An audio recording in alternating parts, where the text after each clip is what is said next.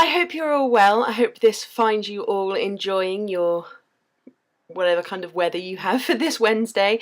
It's really kind of cloudy and overcast here at the moment. It's not very nice actually. I've swapped my day off. I usually don't. I usually have Fridays off, but I've swapped and I've got today off instead. So I'm going to do some videos for you, which would be great.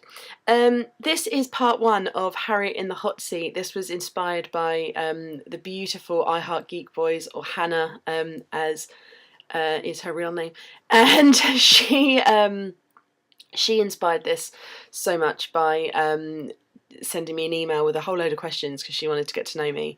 And it was called Harriet in the Hot Seat, and I was like, that is brilliant. So I'm going to answer her questions. If you guys have any questions for me, then I'm going to put my email address below.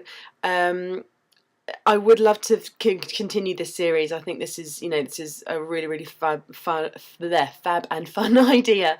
So literally, if you guys have got any questions that you want to ask me, then just put them in an email, send them to me, and then obviously I'll be giving your channel a shout out by telling everyone who you are, and we'll be answering your questions.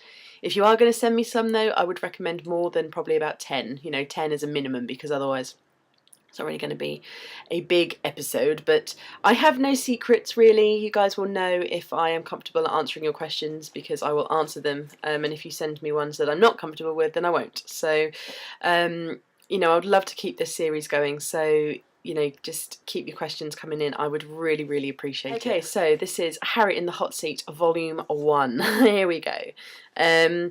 So do I have a middle name? Yes, I do. My middle name is Louise. I don't think it's after anybody in particular, but my mum has constantly joked with me that she was going to call me Lulu, which obviously would be, my name would have been Lulu Louise, which just would have been silly. So I'm kind of glad that she settled on Harriet after all of that. Question 2. Are the traits associated with my star sign reflected within my personality? I would say yes. I've done some research. There's a spider making his web on my window. Go away! Oh, he did. Oh, that's exciting. Harriet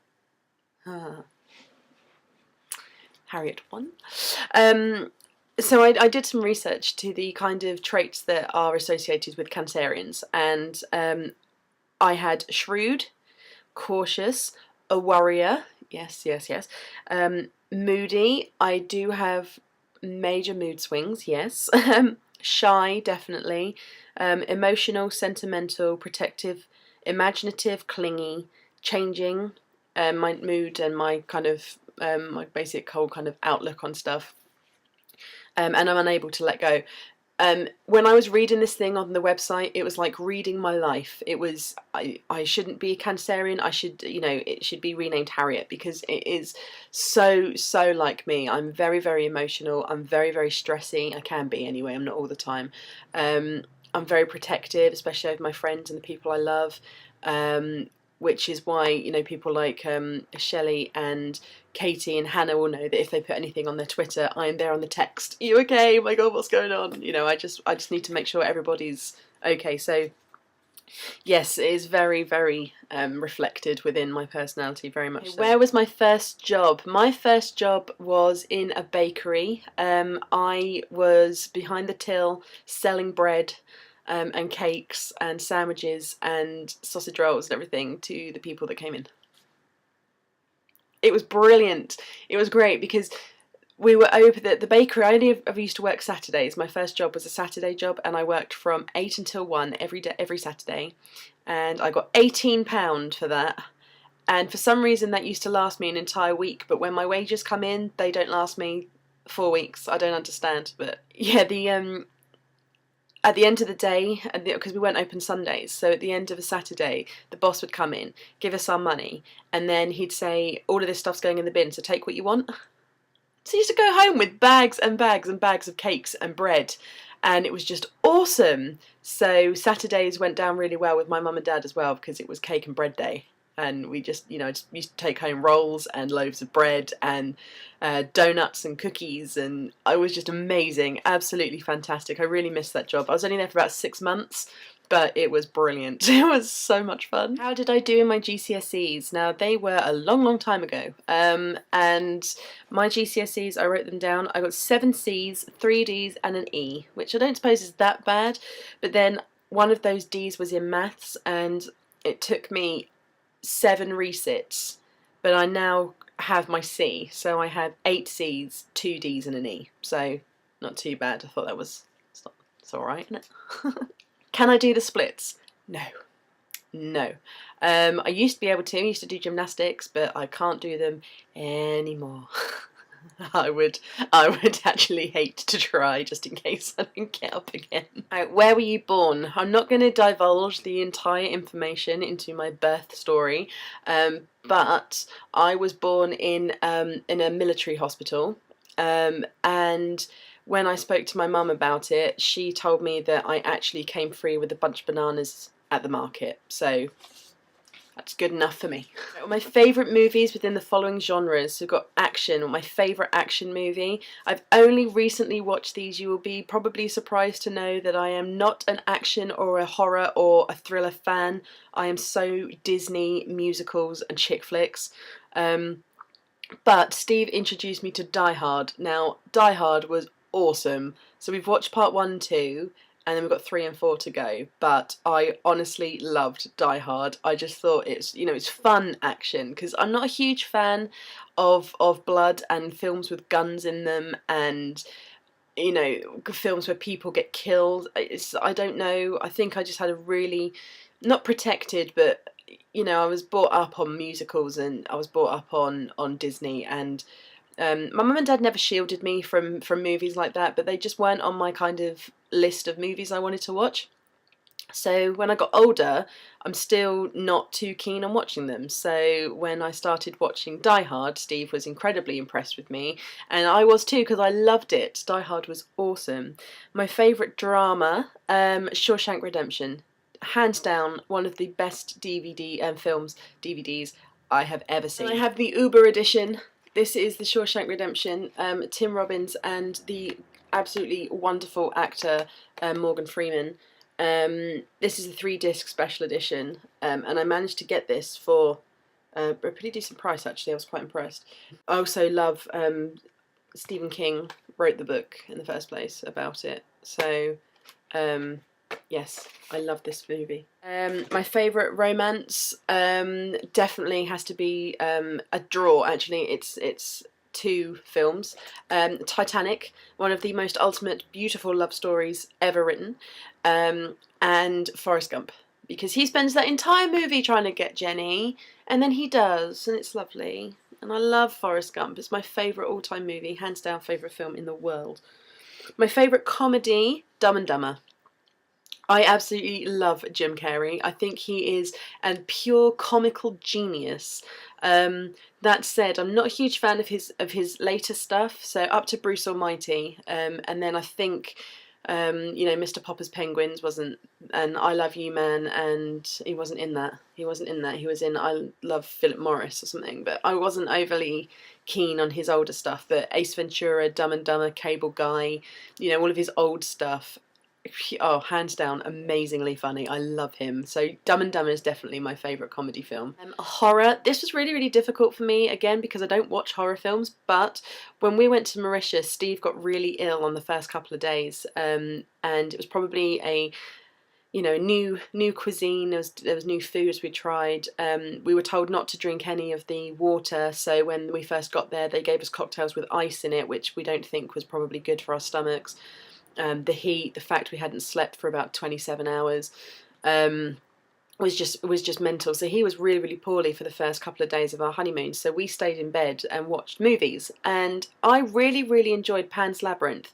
And you know, I didn't find it scary. Obviously, there's a couple of scenes that I found quite freaky, but I loved this guy.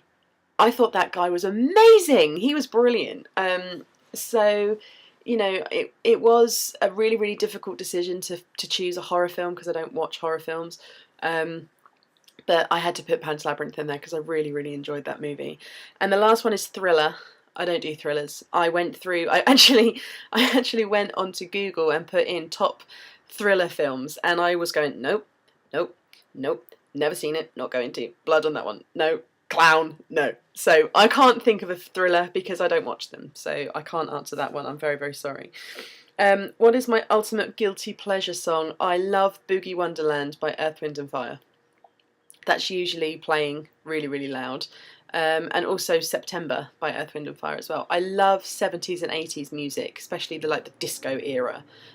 So there's a lot of that being blasted in my house. So we're very much, Earth, Wind and Fire, definitely awesome. Okay, which celebrity would you love to look like? I've actually somewhere got a list of celebrities I would like to look like. When I was at school, my maths teacher used to tell me that I looked like Katie Holmes. I don't see it myself, but okay. I have narrowed it down to, I think, 15 people that I would love to look like, so I'll just rush through them because I'm not going to focus on them. These women are ultimately beautiful. They are timeless beauty.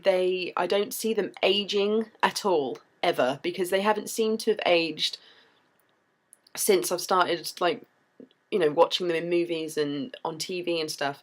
But I just think these women are absolutely stunning, and I would love to look like, maybe just like an amalgamation of all of these people, So if all of these people were to get together and donate their DNA, and then they made a clone out of all of these people, this is what I'd like to look like. So it is a mixture of Keira Knightley, Mila Kunis, Hayden Panettiere, I can never pronounce her surname, but she's stunning, Jessica Alba, Megan Fox, Rachel Lee Cook, Lacey Chabert,